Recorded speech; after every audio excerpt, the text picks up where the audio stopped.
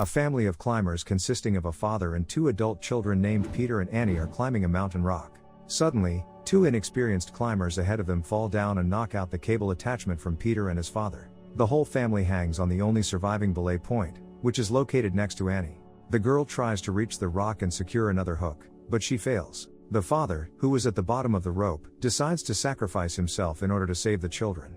He orders Peter to cut his cable or they will all die. The poor guy is faced with a cruel choice, while his father continues to morally put pressure on him.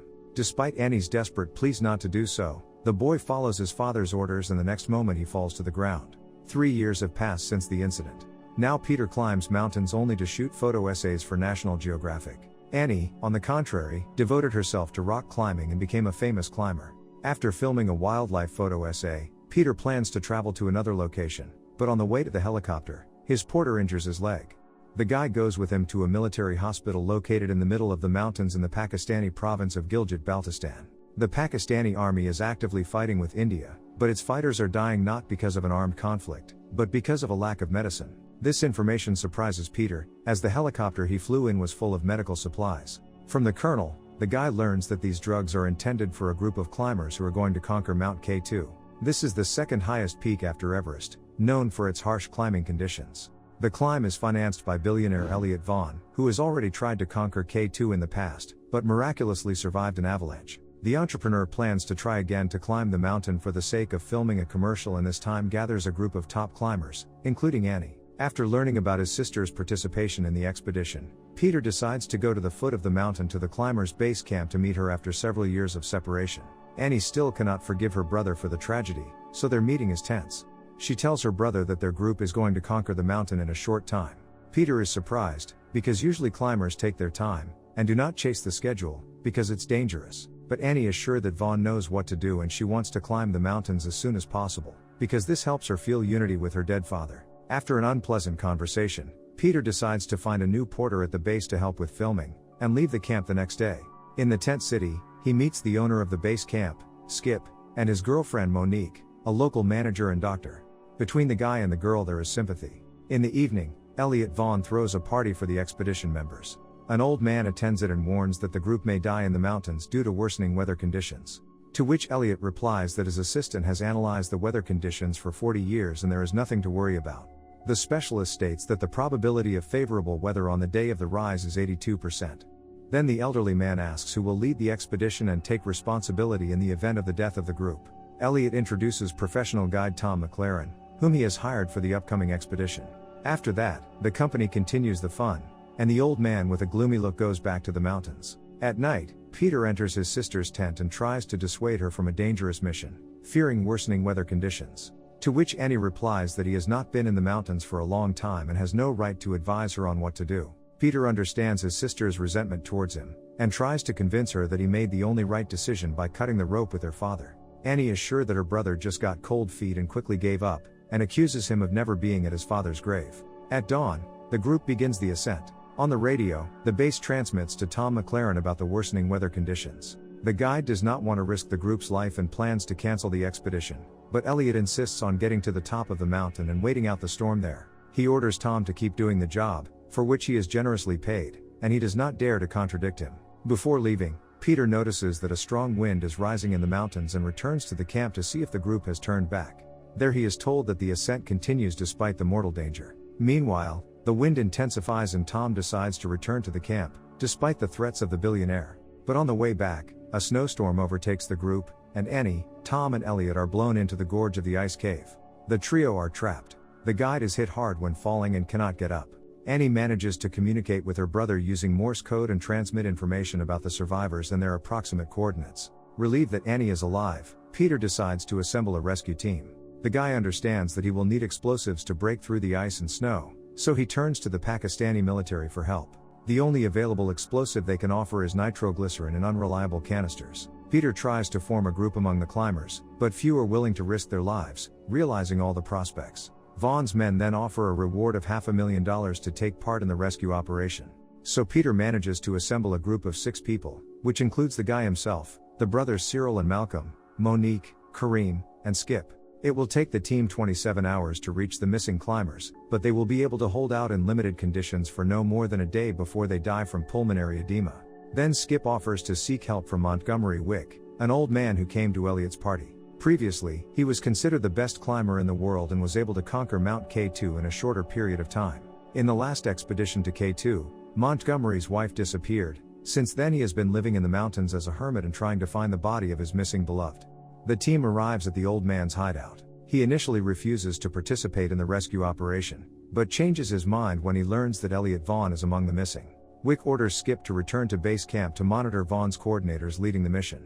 After which, much to the annoyance of the others, he splits the group into pairs: Kareem and Malcolm, Monique and Cyril, and Peter, who will go with Montgomery himself. Each group is given one canister of nitroglycerin. Meanwhile, Tony is only getting worse. Due to the fall, he began to bleed internally. Annie wants to use dexamethasone to help the guide, but Elliot doesn't want to waste the drug on someone who is already doomed. He persuades Tom to refuse the life-saving injection in order to give others a chance to survive. The rescue team manages to get to the highest point on the mountain where a helicopter can fly, after which they start climbing in their own direction. Kareem stops to pray, and Malcolm engages him in an awkward conversation about religion. Montgomery is unhappy with Peter's speed, and a fight breaks out between the two. The guy almost falls off the mountain, but Wick manages to catch him. The old man tells Peter that he is not to blame for the tragedy that happened to his father, and these words calm the quick-tempered guy. Due to the long stay in the ice trap, Annie develops pulmonary edema and coughs up blood. Elliot notices this, but is in no hurry to give her a first aid kit with medicine.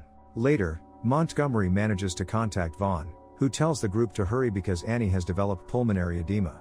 The old man hides this information from Peter and cuts off the connection when Annie asks to pass the walkie-talkie to her brother. On the way, Cyril constantly flirts with Monique and fools around, and due to her carelessness loses sight of a backpack with explosives that has slipped down the snow. The guy tries to catch it and slides down and quickly rushes to the abyss. Cyril manages to gain a foothold at the edge of the abyss and catch the backpack, but due to an unreliable foothold, he can fall down at any moment. Monique comes to his aid and attaches a rope to Cyril's hammer, but a layer of snow melts under her feet and now both partners are in mortal danger. During an attempt to climb the rope that Monique let down, a backpack with nitroglycerin still falls off Cyril's shoulder. Elliot and Annie notice a frozen backpack of supplies in the rock and unsuccessfully try to get it out of the ice trap. But because of the detonation of explosives, the girl is covered with snow. From the noise caused by the explosion, an avalanche descends from the top and takes Cyril into the abyss. The whole rescue team becomes witnesses of the tragedy. Peter wants to help the victims, but Montgomery hurries him on and tells him that his sister has developed pulmonary edema, and it will soon be impossible to save her. Malcolm realizes that his brother is dead, and it is very difficult for him to continue the ascent. Kareem understands the grief of his partner, because his cousin Ali was in the group with Vaughn. He invites him to return to the camp, but Malcolm refuses. Annie survives the snowfall and finds a backpack under the rubble that belonged to the deceased Ali. She takes the dexamethasone out of it and injects herself and Tom.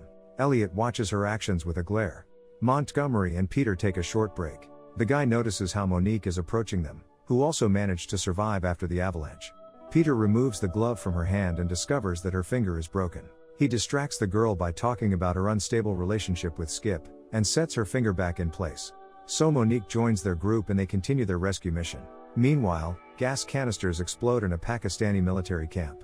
The military relays information to Skip that nitroglycerin is unstable in the sun.